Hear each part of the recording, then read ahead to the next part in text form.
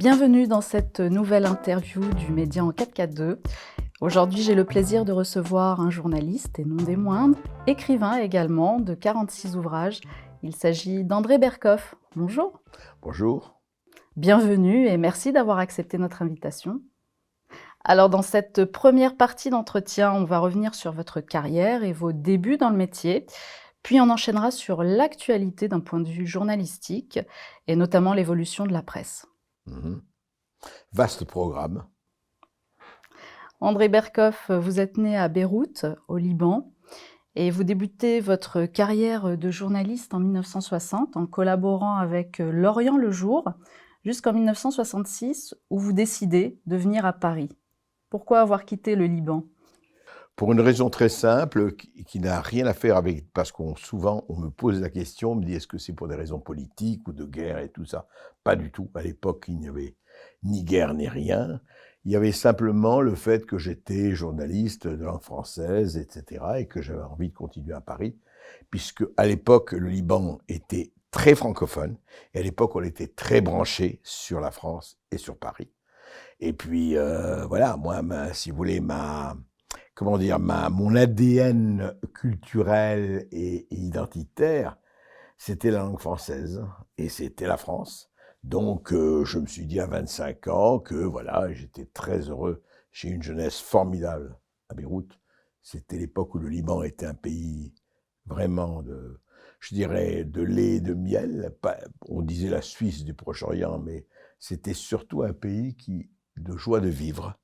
Un pays vraiment de vivre ensemble, et malheureusement, les signes positifs se sont transformés après en signes négatifs. Mais moi, j'ai quitté pas du tout pour des raisons, encore une fois, de quoi que ce soit, de circonstances politiques. J'ai quitté parce que j'avais envie de continuer le journalisme, l'écriture, les voyages à Paris. Alors, vous avez évoqué votre ADN identitaire, et effectivement, vos origines sont diverses. Très diverses, oui. Alors, on évoque les origines russes, espagnoles, turques, un papa qui est né en Palestine. Est-ce que c'est cette diversité, cette richesse identitaire qui vous a donné ce goût pour la vie, pour l'autre, pour cette curiosité en fait ? Très probablement, oui. Oui, je crois que vous avez raison. Je pense que si vous voulez, il y a une mère d'origine hispano-turque et un père d'origine russe, et tout cela avec la langue maternelle, le français. Et vivant en pays arabe, enfin en pays effectivement où l'on parlait arabe, et j'ai eu très tôt l'apprentissage des trois langues, l'arabe, le français et l'anglais, sachant que le français est évidemment la langue principale, la langue, je dirais, vectorielle, la ligne rouge, la langue rouge.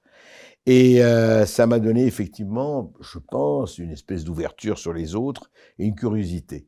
Si vous voulez, moi j'ai une curiosité infatigable, et je dis toujours, je répète, et au risque de radoter, je dis toujours que personne n'a question à tout, mais que le rôle et l'essence du journalisme, c'est d'avoir question à tout, justement.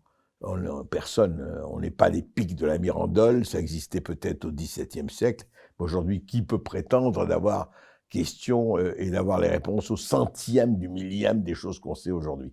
Mais en revanche, se poser des questions, avoir de la distance vis-à-vis de soi-même, penser quelquefois contre soi-même, ça, je l'ai appris là-bas. Je l'ai appris au Liban avec cette espèce de formidable diversité des cultures qui vous enseignait non pas l'humilité, mais le sens de la relativité.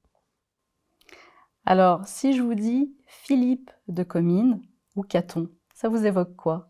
Ça m'évoque deux pseudonymes que j'ai eus pour écrire des livres, effectivement. Philippe de Comines, c'était les 180 jours de Mitterrand, où en 78, tout le monde pensait que la gauche allait gagner les législatives, c'était sous Giscard, et Giscard avait accepté la cohabitation. Et on s'est beaucoup amusé avec mon éditeur de l'époque, qui était Pierre Belfond, paix à son âme. On s'est dit, au fond, si la gauche gagne les élections législatives, ce sera un gouvernement Mitterrand, présidé par Mitterrand, évidemment chef de gouvernement et non pas président.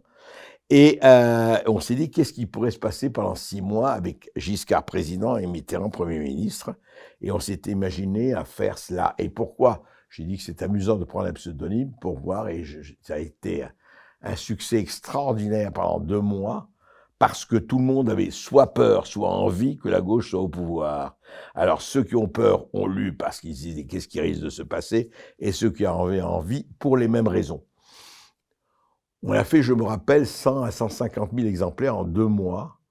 Et ce qui est amusant, c'est que 4 ans après, donc la gauche a pris le pouvoir avec des élections présidentielles et Mitterrand en 81, donc c'était 4 ans avant.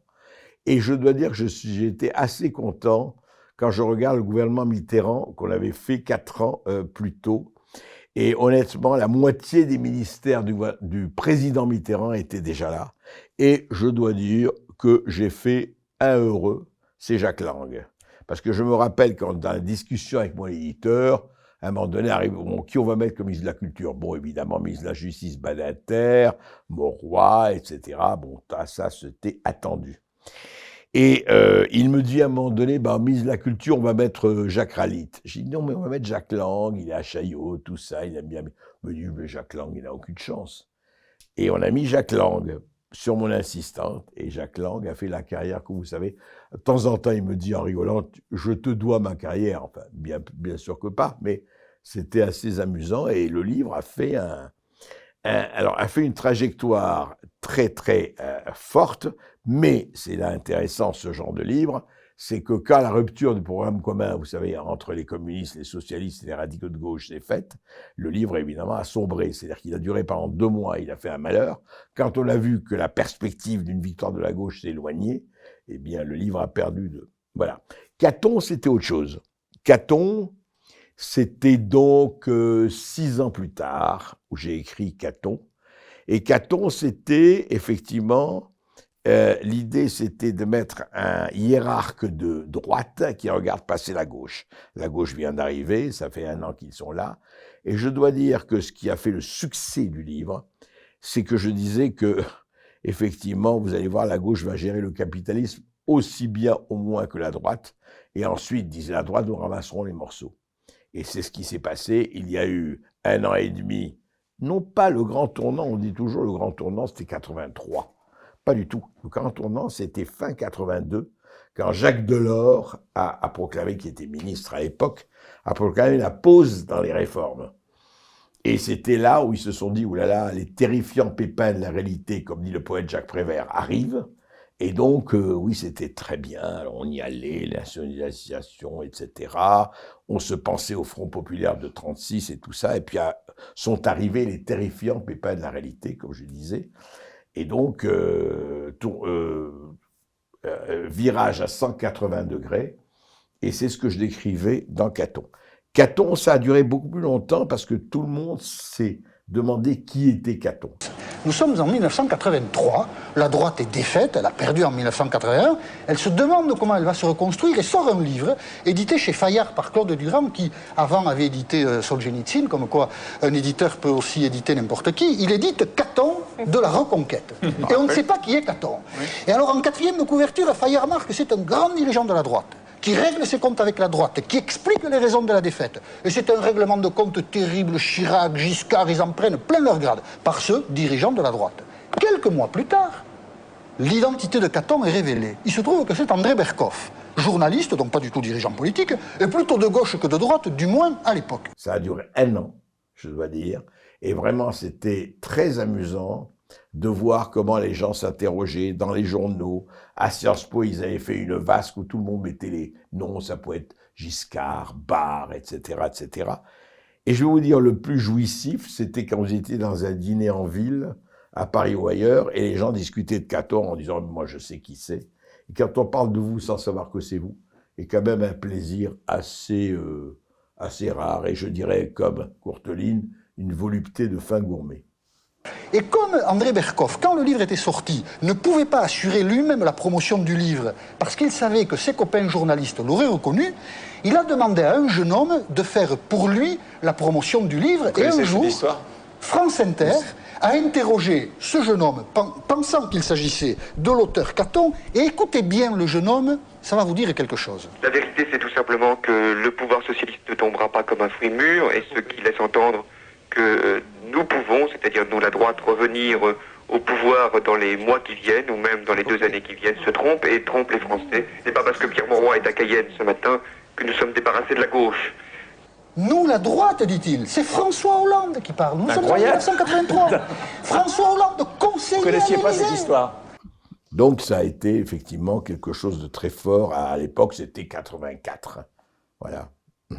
Alors, vous avez également fait un passage dans l'édition, un long passage dans l'édition. Oui, un long passage, oui. Et j'ai également lu, alors là, vous allez me contredire ou non, que vous avez été rédacteur en chef du magazine Lui.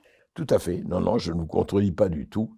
Je suis un homme assez éclectique, je suis curieux de tout. Et c'est vrai qu'à un moment donné, Daniel Philippaki m'avait proposé de prendre la rédaction en chef de Lui.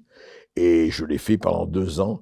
Mais ce qui m'amusait beaucoup, c'est que mes amis, surtout mes amis hommes, étaient absolument bavants de jalousie, pensant que les femmes venaient au bureau pour exhiber leur charme. Pas du tout. C'était les photographes qui apportaient les photos. Et je n'ai jamais vu un mannequin ou un modèle. Tout le monde disait, ah là là, lui, formidable. Pas du tout. En revanche, ce qu'il faut dire, et c'était sur le modèle du Playboy américain, c'est qu'on faisait des enquêtes et des entretiens. Faut pas oublier que le génie de Hugh Hefner, le fondateur de Playboy en 53, moi c'était en 83-84, enfin c'était un suivi. Il avait effectivement les très jolies filles très déshabillées, mais il avait aussi les plus beaux interviews de la presse américaine. Playboy, je me rappelle Jean-François Revel, l'écrivain éditorialiste qui me disait, mais il lisait Playboy, pas seulement pour les femmes, mais parce qu'il y avait les interviews de Sartre, de Meiller, de Jean Genet, de Simone de Beauvoir, formidables interviews et de formidables enquêtes. Et donc, je m'occupais de cela, et ça a été, on a fait des enquêtes sur les rangs de Khomeini, je me rappelle à l'époque et tout, ça a été intéressant, enfin, ça a duré 1 an et demi, 2 ans, mais voilà. C'est l'épisode amusant de ma vie. On change complètement de décor. À l'époque, vous côtoyez les politiques et je vous ai entendu raconter une anecdote d'un dîner chez Jacques Attali, où vous étiez vous-même invité, et en présence de Laurent Fabius, entre autres, et de François Mitterrand. Et au-delà de l'histoire que vous avez racontée, ce qui m'a interpellée, c'est de savoir qu'à ce même dîner figurait en fait François Mitterrand, aux côtés de Coluche, à la même table. Est-ce que vous pensez que ça pourrait se réitérer, ce genre d'événement? Écoutez, c'est possible. Le problème, c'est que nous n'avons pas des gens de la même classe. Je ne vais pas dire c'était mieux avant pour faire un peu « Ah, oui, vous allez faire le vieux réac, c'était mieux avant ». Mais franchement, je ne vois pas, quel que soit ce qu'on peut penser de François Mitterrand, je ne vois pas de gens qui ont ce niveau aujourd'hui, en tout cas dans le personnel politique. Et je vois très peu d'humoristes qui ont le niveau de Coluche. Donc ça pourrait se rééditer, mais en série B ou en série C. Pourtant, on les savait d'avis très divergents. Pas tellement. Pas tellement, pas tellement, pas tellement, parce que, si vous voulez, ils étaient évidemment très divergents et de culture et de tout. En même temps, Coluche a appelé à voter Mitterrand. À tort ou à raison, je ne sais pour quelle raison. Mais quand même, si vous voulez, Coluche a pris position très publiquement. Quand, vous savez, son tentative présidentielle, il l'a arrêté. Il avait pris position pour Mitterrand. Donc, voilà, il y avait des contacts. Alors, ces contacts ne datent pas d'aujourd'hui. J'aimerais qu'on revienne sur Blaise Cendrasse et Pierre Lazareff, que vous aimez beaucoup citer comme les pionniers du journalisme. Alors, concernant Pierre Lazareff, pour ceux qui ne le savent pas, c'est le père fondateur du journal François. Et sa femme, Hélène, avait fondé le magazine Elle. Exact. Et tous les deux, à l'apogée de leur succès, on va dire, dans les années 50, ils avaient pour habitude en fait d'organiser les déjeuners du dimanche dans leur propriété à Louveciennes. Et s'y succédaient à l'époque Pompidou, François Sagan, François Mitterrand. Est-ce qu'on ne peut pas parler là de connivence, sachant que lui, vous savez, journaliste, il y a toujours eu la connivence, depuis des siècles. Qu'est-ce que c'était que la cour du roi Louis XIV? Qu'est-ce que c'est relisez Saint-Simon? Relisez tous les chroniqueurs de l'époque, c'est pas nouveau. Ça fait des siècles qu'effectivement, qu'il y a une cour, qu'il y a une aristocratie, qu'on aime ou pas, ou qu'on considère valable ou pas, qu'il y a le clergé et la noblesse. Hein. Et ça perdure. Ce n'est pas parce qu'il y a eu la Révolution de 1789 qu'on n'a plus le clergé, la noblesse et le tiers-état. Oui, la connivence a toujours existé et aujourd'hui nous assistons au triomphe du capitalisme de connivence. Vous n'avez qu'à regarder comment on recycle les ministres qui ont échoué aux législatives sous Macron, pour ne prendre quelques exemples. Prenez l'inventaire, regardez, ils ont tous été recasés. Voilà, ça, c'est pas nouveau. Ce sont les Ménines de Velázquez qui reprennent à chaque fois des couleurs différentes. Oui, mais en même temps, il faut dire qu'il y avait il y avait une belle élite quand même. Je veux dire, je n'étais pas né ou j'étais trop enfant quand il y avait les déjeuners de Lovecienne de Pierre Lazareff, évidemment. Mais moi, j'ai connu sur la fin de sa vie Kessel et compagnie, et je trouve que c'est intéressant pour parler du journalisme, c'est que Pierre Lazareff engageait, employait des écrivains, de très grands écrivains, qu'il envoyait pendant 2 mois, 3 mois faire des voyages autour du monde et qui amenaient des articles, des chroniques absolument magnifiques. Aujourd'hui, nos contrôleurs de gestion et autres cost killers vous envoient 24 heures, enfin, je pense aux jeunes, alors qu'il y a des gens de très grand talent, hein, c'est pas qu'il y a moins de talent aujourd'hui qu'hier, on leur dit, allez Coco, tu vas partir 24 heures, tu m'emmènes quelque chose. C'est pas en 24 heures qu'on fait une enquête, ce n'est pas en 24 heures qu'on emmène des choses, il faut le temps. Et voilà, et donc je parlais de Blaise Cendrars à propos du transsibérien, bon c'est une autre anecdote, mais Lazareff avait ceci de formidable, qui faisait un journal extrêmement populaire, qui se vendait à l'époque, il n'y avait pas Internet, il n'y avait pas tout cela, il n'y avait même pas la télévision, à 1 200 000 exemplaires jour. Ça fait rêver et baver tout le monde aujourd'hui, mais il employait les Roger Vaillant, les Lucien Baudard, les Joseph Kessel, les Blaise Cendrars, Pierre Schoenderfer et compagnie, qui faisaient une série de papiers formidables, aujourd'hui qui sont réunis en ouvrage, et que je conseille à vos téléspectateurs ou spectateurs de lire, parce que c'est magnifique et ça reste magnifique.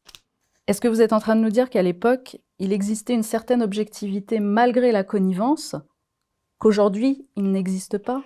Je ne sais pas si c'est l'objectivité. J'aime pas ce mot objectivité, car qui est objectif? Nous avons tous nos sentiments, nous avons tous nos dilections, nous avons tous nos préférences. Je ne vais pas dire, ah, moi, je suis objectif. J'ai évidemment mes tentations, mes rejets. J'essaye d'être dans le bon sens, j'essaye d'être effectivement le plus, je dirais, honnête possible. Et après, bon, voilà, et nous avons tous cela. Mais non, je dirais que, vous savez, la chose la plus importante, c'est le temps. Je reviens au temps. Quand on vous envoie faire le transsibérien comme Lazareff a envoyé à Cendrars, quand on vous envoie, quand Albert Londres, pour prendre quelqu'un de plus ancien, Albert Londres, magnifique journée, partait pour faire le Juif errant, est arrivé, partait pour Guyane, pour faire l'un des rescapés de la bande à Bono, etc., il prenait le temps. Il prenait le temps, pourquoi? Parce que le temps vous donne l'occasion d'approfondir. Nous rêvons. Est-ce qu'aujourd'hui, nous choisissons l'écume? Et l'écume, c'est quoi? C'est du matin au soir, les chaînes d'information en continu. Et on voit très bien ce que c'est une espèce de ruisseau d'eau tiède qui est là. Et comme ils sont obligés de meubler, ils meublent pendant 3/4 d'heure, c'est quelque chose il ne se passe rien. Et je ne dis pas que c'est pas, je ne dis pas qu'il n'y a pas des bons journalistes, etc. Je dis simplement qu'à un moment donné, où est l'approfondissement? Où est la vertu de creuser pour trouver? Vous savez, un trésor ou même des pépites, ça ne se trouve pas comme ça, en regardant comme ça, ah, tiens, il y a un petit caillou. Non, on creuse. Et malheureusement, aujourd'hui, l'acte de creuser est devenu une vertu très rare. Alors aujourd'hui, justement, on est passé à l'information prête à consommer, finalement. Oui, je dirais une espèce de poulet en batterie ou aux hormones. Alors voilà, oui, bien sûr. Ça ne veut pas dire qu'il n'y a pas des gens qui creusent aujourd'hui, qu'il n'y a pas des gens qui font de leur boulot, qu'il n'y a pas des... Mais après, il faut aller chercher, voilà. Aujourd'hui, il faut aller chercher, soit sur les réseaux sociaux, soit dans telle ou telle presse, soit dans telle ou telle chronique, etc. Il faut chercher. Et heureusement, et c'est très bien. L'offre est toujours là. La demande, j'espère qu'elle est là. Après, à chacun de creuser s'il a envie de creuser. Alors, est-ce qu'aujourd'hui, être un bon journaliste pour vous, c'est être un peu un électron libre? Ah ben, il vaut mieux un électron libre. Vous savez, un journalisme sans liberté, c'est, je dirais, un aigle sans ses ailes, un oiseau sans sa direction. Si vous voulez, c'est un vrai problème, ça. Effectivement, vous posez le problème de la liberté du journalisme dans un univers où on sait très bien la concentration de la presse au sein de 6 ou 7 oligarques qui tiennent tout. Je ne parle que de la France, mais c'est vrai aussi ailleurs. Il y a un vrai problème là, qui est posé. Et le problème, c'est que, si vous voulez, pour moi, je veux dire, journalisme sans liberté, c'est comme un couteau sans lame auquel il manque le manche.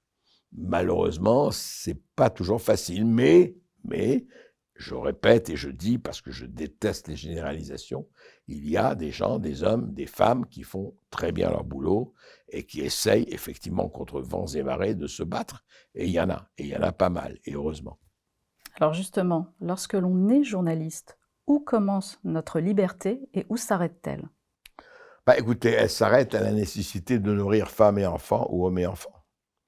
Malheureusement, est-ce qu'on peut jeter la pierre à quelqu'un qui dit écoutez, moi, effectivement, je peux aller assez loin, mais j'ai un boulot, je suis salarié, je touche ma paye à la fin du mois, vous me dites d'aller assez loin, mais le patron va me dire attends, t'es bien gentil, mon vieux, mais là, tu vas un peu loin, et puis voilà, je te vire. Je fais quoi? Moi, je ne jette pas la pierre, je ne joue pas les professeurs de morale, et loin de moi cette idée. Je peux totalement comprendre cela. Après, ce sont des choix de vie, et chacun ou chacune fait son choix de vie. Il n'y a pas de condamnation et de jugement moral à faire.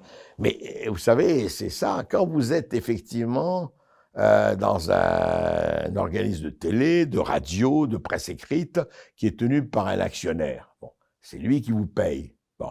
Et effectivement, il a tel ou tel choix, telle ou telle limite par rapport au gouvernement, par rapport à tout ça. Qu'est-ce que vous faites? C'est du ressort de chacun, et je n'aurais pas l'outrecuidance et la prétention d'avoir un jugement moral là-dessus. Ce serait ridicule, mais chacun voit. Vous savez, c'était un secrétaire de Sartre, qui s'appelait Jacques-Laurent Bost, qui disait « J'ai travaillé 3 semaines pour France Dimanche. Il faut bien vivre. Mais au bout de 3 semaines, je n'en voyais plus la nécessité. » Voilà. Chacun choisit. Il n'y a pas de jugement. Vous concernant, André Berkoff, on dit souvent de vous que vous avez l'esprit churchillien. Est-ce que ce terme vous convient?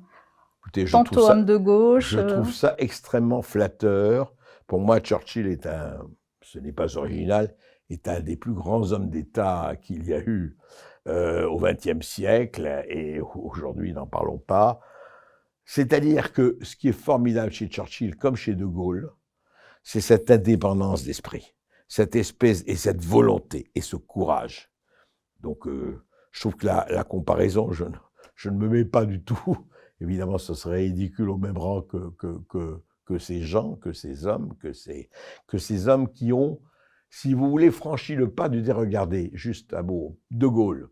De Gaulle en 40, c'est qui connaît, bon, colonel, général, tout ça. Et il dit, la France, c'est moi. Et en 40, il part à Londres avec 10 pelés et 3 tondus.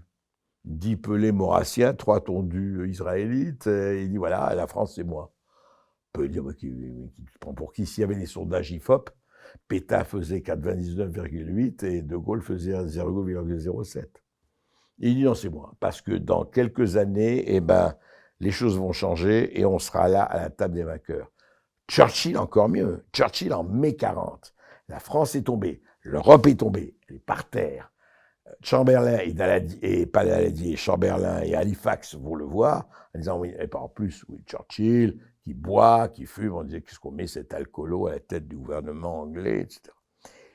Et on lui dit, écoute, Winston, c'est fini, l'Europe est tombée, l'Allemagne a gagné, ils vont raser l'Angleterre, il faut négocier avec Hitler et Mussolini. Ils ont fait le siège.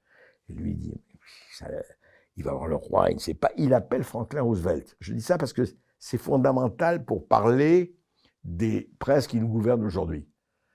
Et Franklin Roosevelt, il dit, écoutez, monsieur le président américain, envoyez-nous des armes, des navires, je ne sais pas, peut-être des avions, on est tout seul, voilà. Et Franklin Roosevelt lui dit, cher Winston, évidemment, je suis complètement avec toi, mais contre Hitler, le problème, c'est que nous, on est neutre, on ne peut pas intervenir. C'était avant Pearl Harbor. Et lui dit, on vous envoie rien. Et il n'a rien envoyé. Et là, Churchill est tout seul. Il meurt. Qu'est-ce qu'il fait? Eh bien, il dit, nous combattrons sur mer, sur terre et dans les airs. Voilà. Ce que j'appelle, donc c'est pour ça que je vous dis, je ne me compare pas, ce serait ridicule, mais ce que j'appelle, et qui manque cruellement aujourd'hui, c'est cette colonne vertébrale, cette volonté, ce courage d'aller à contre-courant de la facilité, de l'esprit d'émission, de l'esprit vraiment de se laisser aller à tout. Voilà. Alors, ces 2 dernières années, la censure s'est accentuée, le phénomène fake news a pris de l'ampleur. Les médias de masse ne s'en cachent même plus entre acharnement, mensonges. Doit-on encore avoir confiance en cette presse? Vous savez, il faut avoir confiance dans rien au départ. Il faut juger sur pièce. Effectivement, vous parlez des fake news. Je vous rappelle, moi, ça me fait amuser parce que tout le monde dit « Ah là là, avec les réseaux sociaux, alors tout le monde pleure, ah, les fake news, mais les fake news. » Regardez, on n'était pas nés, ni vous ni moi, la presse de 14-18 comme la presse de 39-44. Mais la presse a toujours fourmillé de fake news. Toute la propagande depuis des siècles, il y a des fake news. De quoi on parle? Elle dit, ah, les fake news. Pour ça, les fact-checkers, me font hurler de rire. Je veux dire, il y a toujours eu de la propagande, il y a toujours eu des gens pour enfumer, pour faire que, effectivement, on raconte n'importe quoi, la fabrique du consentement, etc. C'est qu'il y a un argument d'une soignante qu'on entend dans ce sujet qui dit « En fait, la vaccination, ça me protège moi, mais finalement, ça n'empêche pas de transmettre le virus, donc je ne vois pas pourquoi je me vaccinerai, c'est un choix personnel. » Sauf que ça, en fait, c'est faux d'un point de vue médical. Se faire vacciner protège les autres et pas seulement soi. C'est un message qu'on peut faire passer aussi aux aides soignants. Et c'est tout à fait... c'est classique, hein. Simplement, aujourd'hui, évidemment, avec Internet, la capillarité, ça s'est démultiplié par 100 ou par 1000. Mais le phénomène et la démarche, quand même. Donc, je vais vous dire, au fond, ce qu'il faut, c'est le scepticisme créatif. Il ne s'agit pas de... Il faut avoir, vous savez, je dis toujours, je radote presque là-dessus, personne n'a réponse à tout. Personne. Celui qui... Et surtout pas les saliveurs de plateau du matin au soir. En revanche, le rôle du journalisme, c'est d'avoir question à tout. Oui, questionner. Poser des questions, regardez, nous ne sommes pas des spécialistes. Quand je vois des gens qui n'y connaissent rien à juger de tel ou tel, regardez le narratif Covid et regardez le narratif Ukraine-Russie. Enfin, je veux dire, il y a des gens qui arrivent avec une espèce de formidable certitude, vous dites tout et n'importe quoi. Non. Creusons. Quand on peut creuser, on creuse. Et je crois que c'est fondamental, effectivement, d'avoir question à tout. Alors, creusons, certes, mais lorsqu'on est face à une censure de plus en plus présente, comment fait-on? Quelles sont les solutions? Les alternatives, vous avez quand même les réseaux sociaux. Vous avez aujourd'hui, et franchement, ça n'existait pas il y a encore 20 ans, aujourd'hui quand même, sur les réseaux, alors vous avez le meilleur et le pire, bien sûr, vous avez les conspirationnistes, mais vous avez des choses formidables. Vous avez, en prenant le temps, après tout, si vous ne voulez pas prendre le temps, et jouer à Playmobil, c'est tout à fait votre droit, mais ne venez pas après chouiner en disant « Ah, qu'est-ce qui se passe, la censure ?» il faut se battre. Toujours pareil, la vie n'est pas un long fleuve tranquille, la vie est une lutte à des degrés divers permanentes, mais creusez, prenez la peine, sinon on parle de quoi? De creuser. Et je crois que c'est ça qui est fondamental. Si vous voulez, regardez, lisez des livres. Moi, je dis toujours lisez, il y a des livres passionnants, prenez le temps de lire, sinon ne venez pas vous plaindre que vous ne comprenez rien. Lisez, regardez un peu les choses, on vous donne des pistes par rapport à tel ou tel ouvrage, telle ou telle chronique, telle ou telle recherche. Et puis voilà, faites-vous votre propre jugement, et en tout cas, informez-vous. Et on peut s'informer plus que jamais aujourd'hui. Mais il faut prendre le temps, c'est vrai. Alors sur Internet, on dit de vous, je cite, que vous êtes dans la mouvance complotiste et identitaire depuis les années 2010. Vous en pensez quoi? Ça, c'est Wikipédia qui raconte n'importe quoi, bien sûr. C'est extraordinaire. Dans Wikipédia, n'importe qui peut raconter n'importe quoi sur n'importe qui. Je trouve extraordinaire. J'ai demandé des rectificatifs Écoutez, moi, je voudrais simplement, à propos de ça, qu'on me cite une phrase complotiste que j'ai dite. Mais vous savez, aujourd'hui, c'est très simple. Qui veut noyer son chien l'accuse de la rage. Avant, c'était fasciste, maintenant, c'est démonétisé, ça marche plus autant. On vous dit complotiste. Et en fait, vous savez, très souvent, les complotistes sont ceux qui dénoncent ce que font les comploteurs. Parce que, avant de parler de complotistes, parlons des comploteurs. Et il y en a des comploteurs.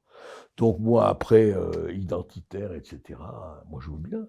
Mais qu'est-ce que ça veut dire? De quoi on parle? Moi je dis simplement que nous ne sommes pas des robots Playmobil. Nous avons chacun notre identité. Vous avez parlé des miennes. Je n'en fais pas un blason. Moi je considère, vous savez, la vraie, il y a deux choses. Et c'est vraiment au niveau du vocabulaire. Pour moi, le vrai raciste, c'est celui qui dit les Juifs, les Arabes, les Européens, les Belges, les francs-maçons, il n'y a pas les, il y a des.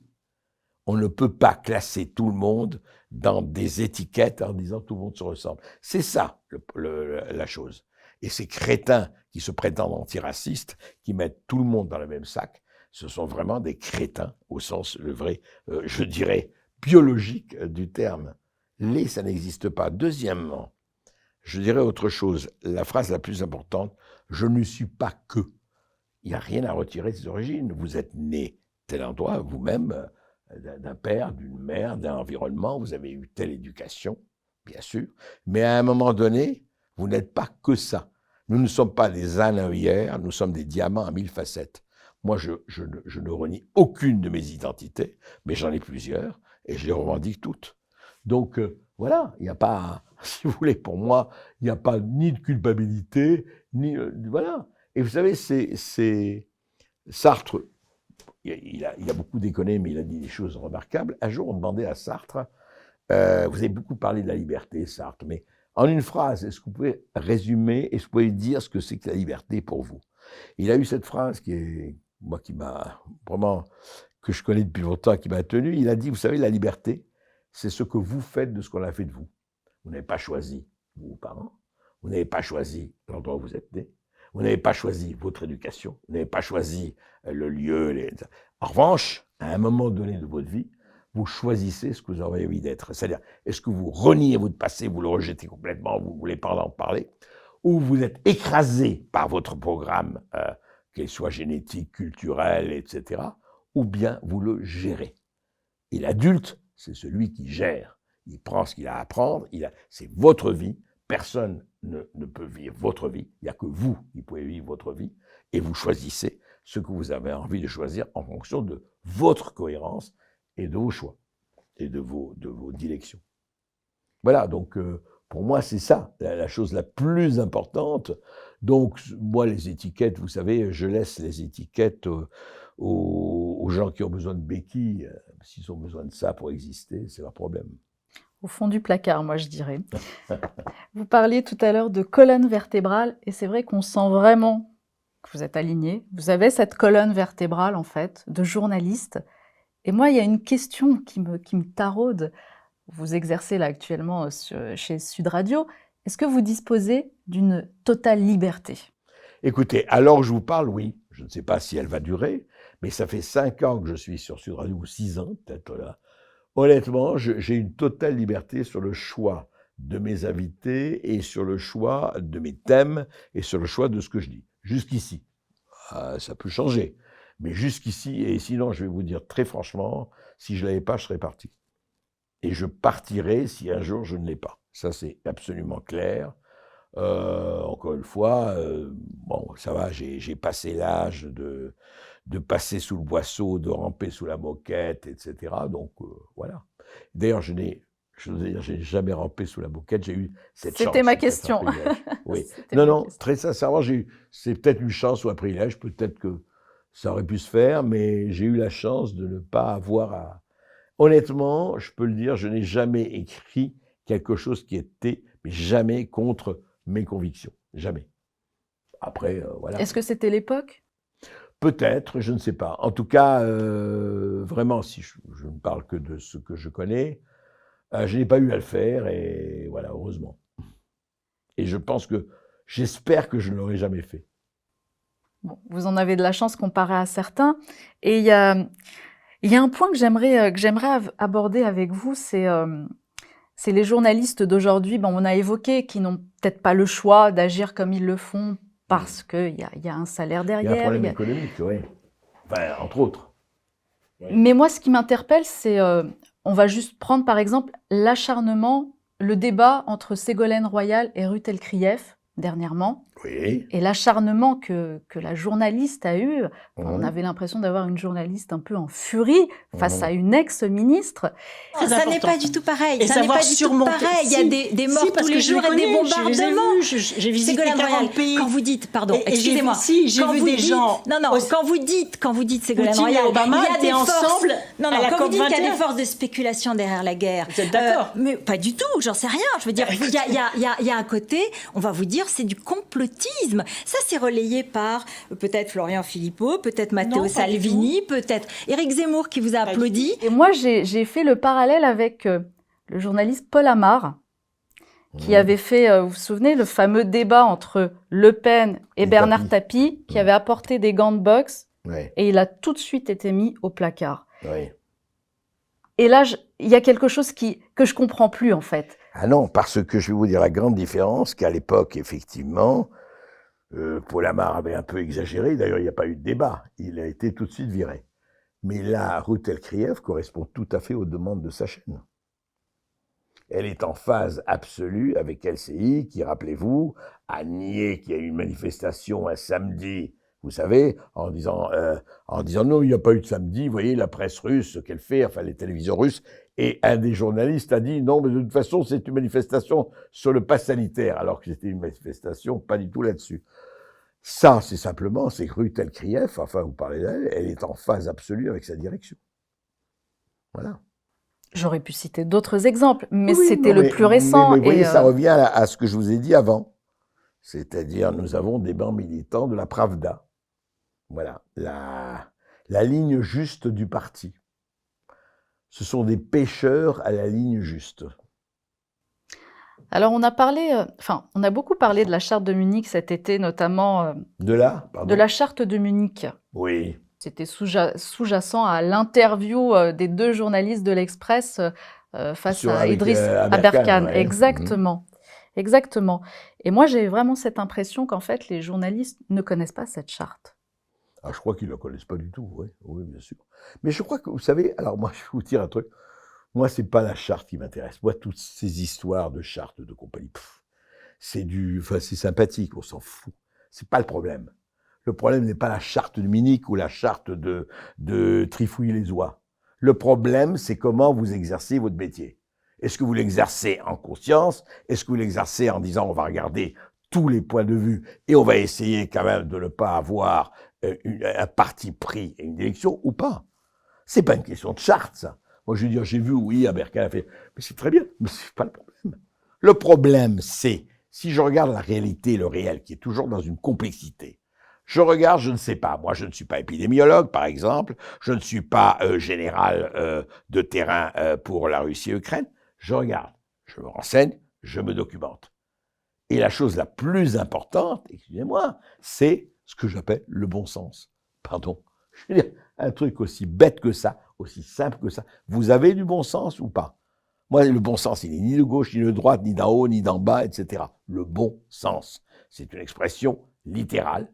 Le bon sens. Regardez, si vous commencez à mettre des préjugés et des étiquettes et vous commencez à vous mettre, parce que le problème est là, vous mettez un préservatif sur la tête et dans les neurones, et votre préservatif, il fonctionne dans les neurones. Eh ben, évidemment que vous allez obtenir les résultats que vous avez. Et c'est pas une charte qui changera quoi que ce soit.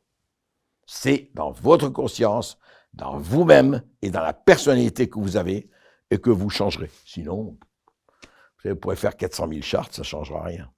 Alors, où est le bon sens lorsqu'on mène une espèce de chasse aux sorcières face aux médecins? Et là, j'ai vraiment une pensée pour le professeur Perron et le professeur Raoult. Oui. Écoutez, je vous répondrai comme d'habitude, est-ce que c'est nouveau? Quand M. Galilée, et encore une fois, j'ai l'air de dire, mais tout ça, ce sont des phénomènes qui existent depuis toujours et que nous avons à combattre pour toujours.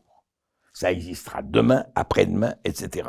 Quand M. Galilée dit, et pourtant elle tourne, on lui dit, écoute Galilée, t'es bien gentil, si tu veux pas brûler en place de grève, tu fermes ta gueule, dit l'Église, et tu dis pas que la Terre tourne. Ça n'a pas la tête, non, autour du Soleil ou je ne sais pas quoi. Tu arrêtes tes conneries et tu te tais. Ah, lui, il n'a pas envie de mourir, il se tait. Il n'empêche, et pour, c'est mauvais. Et pourtant, elle tourne. Rien de nouveau sous le soleil.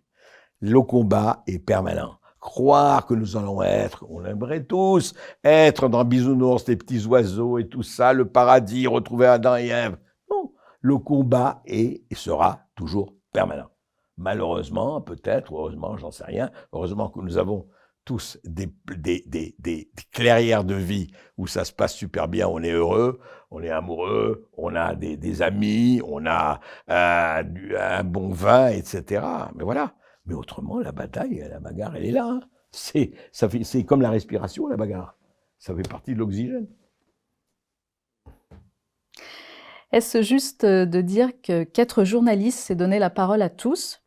Et là, j'aimerais savoir si vous, de votre point de vue, est-ce qu'il y a, je vous pose la question, y a-t-il une personnalité que vous n'auriez pas envie d'inviter en fait à votre émission et à contrario, une personne publique ou une personnalité qui a refusé votre invitation? Écoutez, ça je ne sais pas, refuser, peut-être. Mais juste, je voudrais répondre pour la première partie. Moi, je ne refuserai personne, sauf, oui, je refuse à des gens qui ont des paroles de haine, qui appellent au meurtre, ou qui appellent à la haine, oui. Ça, je ne recevrai pas. Ça, c'est clair. Ma ligne rouge, pour moi, des opinions qui soient d'extrême gauche, ou d'extrême droite, ou d'extrême je ne sais pas quoi, non. Mais des gens qui ont lancé des appels à la haine, ou dont les paroles peuvent amener à la haine, à des massacres, non, ça, jamais. Ça, c'est clair que c'est ma ligne. Après, des gens qui ont refusé, peut-être. Honnêtement, j'ai pas un nom en tête, mais sûrement, non, en plus, je vais vous dire, il y a des gens qui trouvent que ce que je fais, c'est pas bien, ça leur plaît pas et qui ne viennent pas, mais c'est leur liberté. Moi, ça ne me gêne pas du tout. Alors vraiment, je veux dire, si quelqu'un dit, oh, mais Berkoff, j'aime pas du tout, j'ai pas envie d'aller chez lui, bah, c'est son problème. Moi aussi, il y a des gens chez qui j'ai pas envie d'aller. Heureusement, vive la liberté.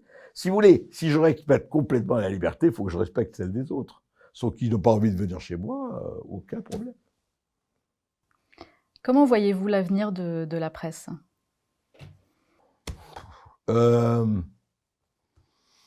Écoutez, je crois que, comme toujours, je crois que les choses vont beaucoup bouger. Je pense que, encore une fois, Internet a changé complètement la physionomie, ça c'est clair. On voit les prémices, mais ça a encore beaucoup changé. Moi, je crois en tout cas, je ne sais pas quel sera l'avenir de la presse écrite et tout ça, mais je crois qu'on aura plus que jamais et toujours besoin de la transmission, de l'éclairage, de la sélection des informations, de donner, parce que personne ne peut s'occuper, tout le monde a ses travaux. On ne peut pas dire, ah, vous devenez tous journalistes. C'est ridicule.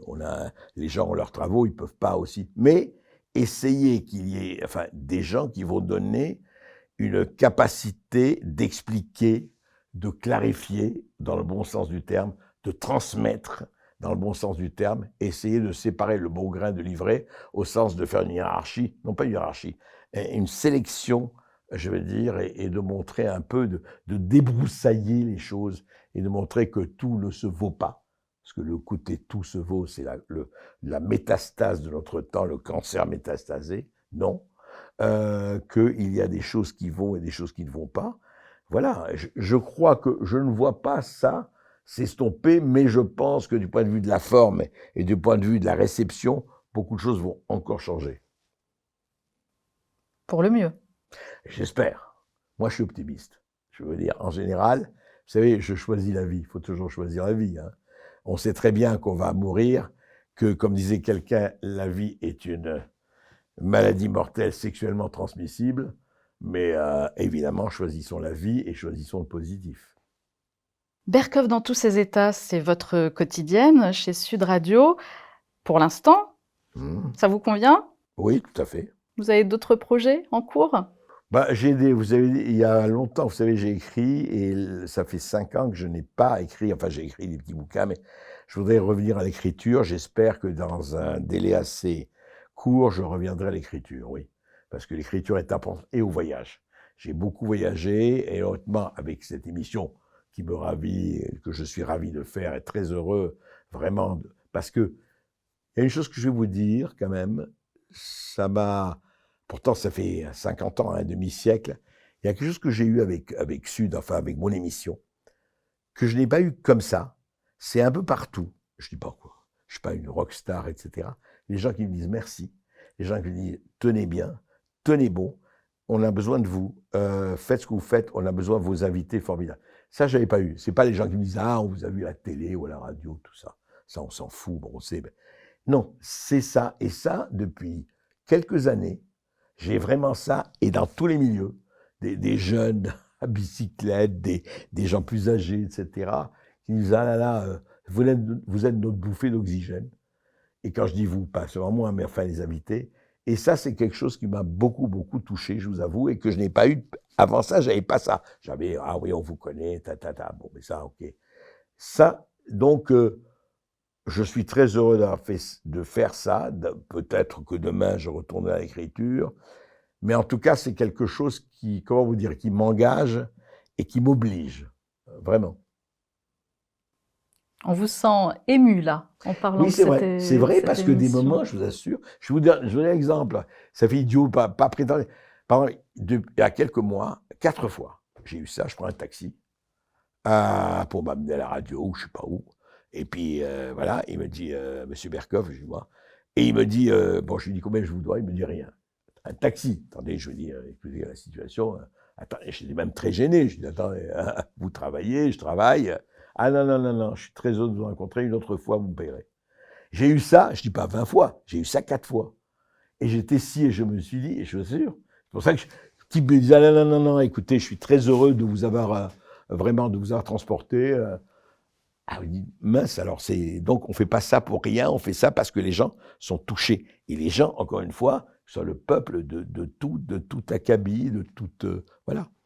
Donc, bon, si j'ai réussi ça, je me dis que c'est pas trop mal déjà. Pour finir, André Berkoff, vous connaissez Michel Butel? Journaliste, écrivain, patron de presse, il est décédé en 2018. Ouais. Et il avait fait un documentaire qui s'appelle Notre Monde.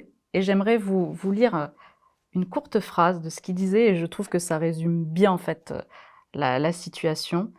Des journaux paraissent, ce ne sont pas des écrivains ou des artistes qui les écrivent, ce sont des commères, on appelle ça des journalistes. D'ailleurs, la plupart du temps, ce sont des gens qui ne font pas un métier, mais qui font œuvre de servilité, de docilité, de soumission à l'argent, à tous les pouvoirs que l'on exècre, et dont ils devraient nous aider à nous débarrasser. Oui, ça c'est ce qu'on vient de dire, hein, c'est ce qu'on a dit, oui, bien sûr. Bien sûr, mais, encore une fois, vous avez des résistants, vous avez des rebelles, vous avez des gens qui ne marchent pas dans les clous, vous avez des gens qui font le pas de côté, et vous en avez. Vous avez ça, vous avez eu ça hier, vous en avez aujourd'hui, et j'espère, et je pense que vous aurez ça demain. Vous savez, c'est toujours pareil, hein. Encore une fois, je ne veux pas revenir sur la parabole des moutons et des loups, etc. Non, si vous voulez, je crois que c'est ça le problème. C'est encore une fois, est-ce que vous choisissez d'être dans le cœur qui dit oulala, surtout pas de vague, je sais pas, oui, mais j'ai ceci, j'ai cela, ou vous avez des gens qui disent oui, mais attends, on va pas rester comme ça, on va pas accepter. Pardon, accepter. C'est le tout accepter ou pas. C'est encore une fois, vous savez, moi je suis frappé d'une chose. C'est que tout ce dont on discute aujourd'hui, ça ne relativise pas. Mais c'est dans le temps long. C'est dans le temps long. Toutes les conduites que vous avez aujourd'hui, que nous avons et qu'on voit, existaient déjà il y a des siècles, avec des techniques diverses, des mots divers, des costumes divers, évidemment, mais c'est là. Il y a le cerveau technologique, le cerveau primitif. Le cerveau primitif est là. L'envie, l'argent, la cupidité, bon, c'est pas nouveau. La corruption, etc., etc. Ça ne veut pas dire, et tout le problème est là. Vous l'acceptez ou pas? Vous dites, ok, bon, ben c'est comme ça, donc, ouais, je me mets dans le vent au moins, vous savez. je finis sur cette histoire légèrement vulgaire, mais que j'aime beaucoup, c'est que les gens qui adoptent la position de l'autruche et qui mettent la tête dans le sable et qui disent, écoute, moi, ma famille, mon truc, le reste, oui, je sais que c'est compliqué, qu'est-ce que vous voulez que j'y fasse, hein, hein, on peut rien y faire, etc. Donc, ils mettent la tête dans le sable. Il faut toujours leur rappeler, parce que chacun peut faire quelque chose à son niveau, qu'une autre partie de leur anatomie est ouverte à tout vent. Et si un jour il y a un choc un peu rude, au lieu, ils vont hurler en disant « Ah, ça fait mal !» Et oui, il va les laisser la tête hors du sable. C'est une parabole berkoffienne que je soumets à vos spectateurs. Eh bien, c'est sur cette parabole que cette interview se termine alors. Je vous remercie André Berkoff et je vous souhaite encore une longue carrière. Merci à vous. Bon bah maintenant que t'es là, abonne-toi. L'idée c'est que tu loupes rien. Donc clique sur abonner et aussi sur cette cloche à la con pour qu'elle t'avertisse. Bon je te laisse, je vais dans mon grenier. Et je te dis à bientôt mon ami.